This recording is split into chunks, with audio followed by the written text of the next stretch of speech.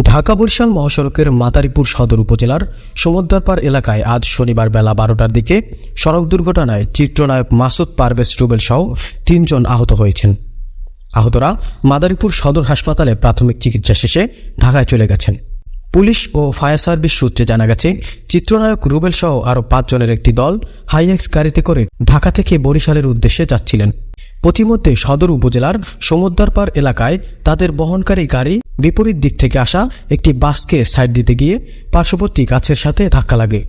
এতে চিত্রনায়ক রুবেল, ওমর ফারুক ও কবির হোসেন আহত হয়। খবর পেয়ে হাইওয়ের পুলিশ ও ফায়ার সার্ভিসের সদস্যরা তাদের উদ্ধার করে মাদারীপুর সদর হাসপাতালে নিয়ে আসেন। সেখানে আহতরা প্রাথমিক চিকিৎসা নিয়ে ঢাকায় চলে গেছেন। মাদারীপুর ফায়ার সার্ভিসের স্টেশন অফিসার আহাদুজ্জামান ঘটনার সত্যতা নিশ্চিত করেছেন।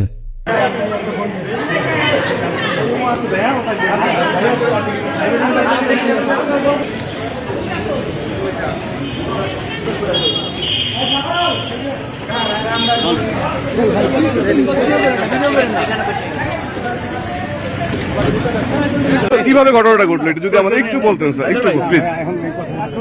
একটু স্যার